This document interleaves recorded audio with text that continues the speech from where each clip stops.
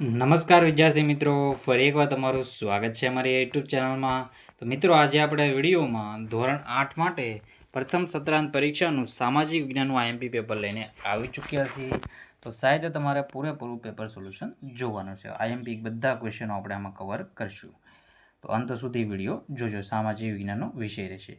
Date મિત્રો આપણી 6 તારીખ રહેશે મિત્રો, 6 ઓક્ટોબર. ટોટલ માર્ક્સ રહેશે 80 ગુણનું પેપર રહેશે. તો 80 ગુણનું પેપર છે. સાહિત્ય તમે પૂરેપૂરું પેપર સોલ્યુશન જોજો. તો મિત્રો, આપણે હવે સોલ્યુશન સ્ટાર્ટ કરી દઈએ. નીચેના દરેક પ્રશ્નના ઉત્તર માટે આપેલા વિકલ્પમાંથી સાચો વિકલ્પ શોધીને લખો. તો પહેલું છે, ભારત તરફ આવવાનો જળમાર્ગ કોણે શોધ્યો હતો? તો ભારત તરફ આવવાનો જળમાર્ગ વાસ્કો દ ગામાએ શોધ્યો હતો. કોણે? વાસ્કો દ ગામાએ શોધ્યો હતો. બીજા નંબરનો ક્વેશ્ચન છે, પલાસીનું યુદ્ધ કઈ સાલમાં થયું હતું? તેમાં આપણે જવાબ શું રહેશે? પલાસીનું યુદ્ધ કઈ સાલમાં થયું હતું? ઈસવીસન 1752માં, પછી છે 1757માં કે 1761માં કે 1772માં. તેમાં આપણો આન્સર રહેશે ઈસવીસન 1757માં. પછી છે ત્રીજા નંબરનો ક્વેશ્ચન, રેતવારી મહેસૂલ પદ્ધતિના પ્રણેતા કોણ હતા?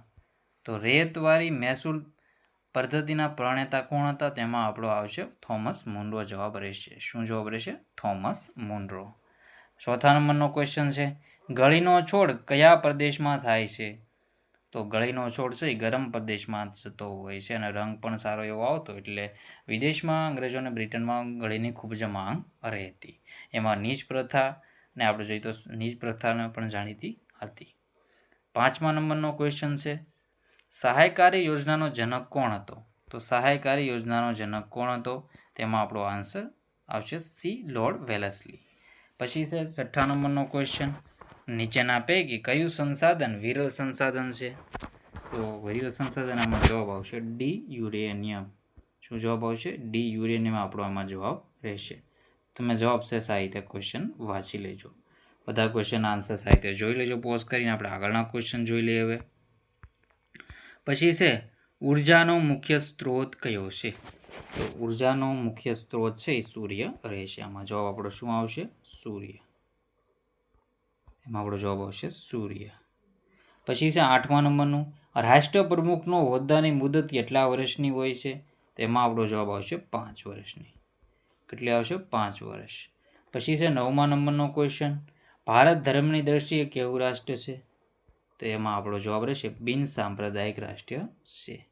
અને લાસ્ટ વિકલ્પવાળો ક્વેશ્ચન, ગુજરાતનો કયો પ્રદેશ ઘઉંના ઉત્પાદન માટે જાણીતો છે? તેમાં આપણો જવાબ રહેશે ભાલ પ્રદેશ. કયો પ્રદેશ જવાબ આવશે? ભાલ પ્રદેશ એમાં જવાબ રહેશે. પછી છે બંધ બેસતા જોડકા જોડો. વિભાગ અ છે ને વિભાગ બ.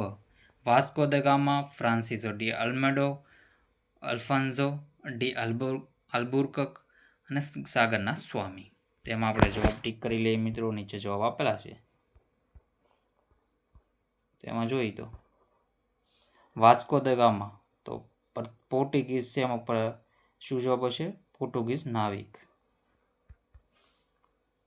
પછી છે ફ્રાન્સિસ્કો દી અલ્મેડો. તેમાં આપણે જવાબ આવશે પ્રથમ પોર્ટુગીઝ વાઇસરોય. પછી અલ્ફાન્સો ડી અલ્બુકર્ક છે. એમાં જવાબ આવશે પોર્ટુગીઝ રાજ્યનો સ્થાપક. અને સાગરના સ્વામી અંગ્રેજો કે પોર્ટુગીઝો જવાબ રહેશે.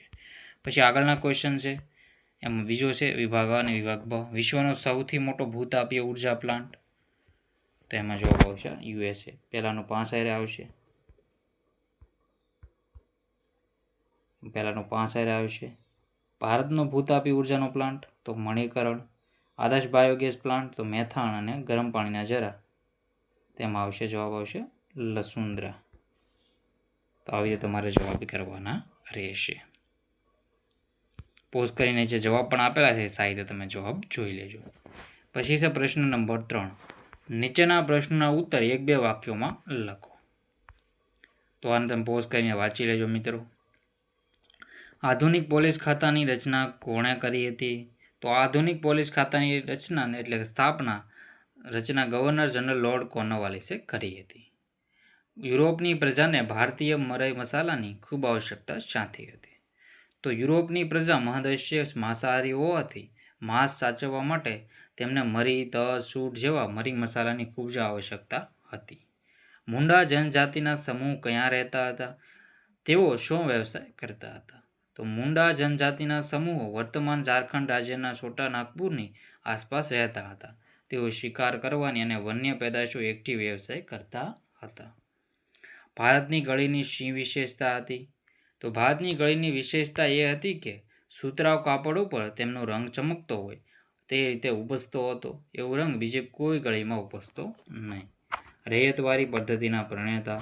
તો રૈયતવારી પદ્ધતિના પરણેલા ચેન્નાઈ મદ્રાસના ગવર્નરના થોમસ મુનરો હતા. ઈસવીસન 1857ના સ્વાતંત્ર્ય સંગ્રામનું પ્રથમ શહીદ કોણ હતું? તો ઈસવીસન 1857ના સ્વાતંત્ર્ય સંગ્રામનો પ્રથમ શહીદ મંગલ પાંડે હતો. ગુજરાતમાં ખનિજ તેલની સૌથી મોટું ક્ષેત્ર કયું છે? તો ગુજરાતમાં ભરૂચ જિલ્લાનું અંકલેશ્વર ખનિજ તેલ ક્ષેત્રનું સૌથી મોટું ક્ષેત્ર હતું. ઉર્જાના પરંપરાગત સ્ત્રોતો કયા કયા છે? તો સૌર ઉર્જા, પવન ઉર્જા, ભૂતાપીય ઉર્જા, ભરતી ઉર્જા, બાયોગેસ વગેરે ઉર્જાના પરંપરાગત સ્ત્રોતો છે. આર્દ્ર ખેતી કોને કહે છે? મૂળભૂત હકો શા માટે જરૂરી છે? તો જે વિસ્તારોમાં વધુ વરસાદ પડે છે અને સિંચાઈની પણ સગવડ છે તે વિસ્તારોમાં કરવામાં આવતી ખેતીને આર્દ્ર ખેતી કહેવાય છે. આ પ્રકારની ખેતીમાં વરસાદ ન પડે કે ઓછો પડે ત્યારે સિંચાઈ દ્વારા વર્ષમાં એક કરતાં વધુ પાક લઈ શકાય છે. અહીં ડાંગર, શેરડી, કપાસ, ઘઉં, શાકભાજી વગેરેની ખેતી થાય છે. મૂળભૂત હકો શા માટે જરૂરી છે? તો રાષ્ટ્રની સ્થિરતા અને વ્યક્તિની સ્વાતંત્ર્યના રક્ષણ તેમજ મુખ્તારશાહી સામેના રક્ષણ માટે મૂળભૂત ફરજો હકો જરૂરી છે. તો આવી રીતે તમારા આન્સર દેવાના છે, પોઝ કરીને વાંચી લેજો. આગળના ક્વેશ્ચન છે, નીચેના પ્રશ્નોના 7-8 વાક્યોમાં આપણે જવાબ દેવાના રહેશે. ઈસવીસન 1857ના સ્વાતંત્ર્ય સંગ્રામ માટેના કોઈપણ 3 કારણો જવાબદાર આપો. તો સામાજિક ધાર્મિક કારણો છે, લશ્કરી કારણો છે અને તાત્કાલિક કારણો રહેશે. તો પોઝ કરીને સાહિત્ય તમે વાંચી લેજો. ચેનલમાં નવો હોય તો ચેનલને સબસ્ક્રાઇબ કરવાનું ભૂલતા નહીં, બેલ આઇકન પણ દબાવી દેજો.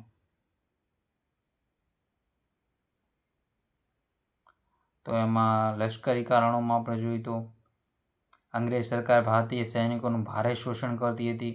કઠોર લશ્કરી સેવાઓ બજાવતા છતાં અંગ્રેજ સૈનિકોની સરખામણી હિન્દી સૈનિકોનો પગાર, ભથ્થા, સગવડો ઘણા ઓછા મળતા. લશ્કરમાં કોઈ પણ ભારતીય સૈનિક સુબેદારથી વધારે ઊંચો હોદ્દો મેળવી શકતો નહીં. અને સામાજિક વ્યવહાર પણ સારો નહોતો. બધું તમે આપણે હલકા અને તુચ્છ ગણતા એ બધી માહિતી વાંચી લેજો. તાત્કાલિક કારણો છે એ પણ જોઈ લેજો. એનફિલ્ડ રાઇફલ છે આપણે જોઈ તો ઉમેરવામાં આવી હતી, એવી રીતે માહિતી વાંચી લેવી. તો મિત્રો બાકીના ક્વેશ્ચનના આપણે પાર્ટ 2માં જોઈશું. કેમાં જોઈશું? પાર્ટ 2માં. પાર્ટ 2 એટલે કે બીજા ભાગમાં જોઈશું. તો પાર્ટ 2 માટે ચેનલને સબસ્ક્રાઇબ કરી લેજો. હજી મિત્રો ઘણા ક્વેશ્ચનો બાકી છે, મોટા ક્વેશ્ચન છે. આ વિડીયોમાં પૂરા નહીં થાય તો આપણે પાર્ટ 2માં જોઈશું. તો મિત્રો આ વિડીયોને એન્ડ કરીએ છીએ. જય હિન્દ, જય ભારત.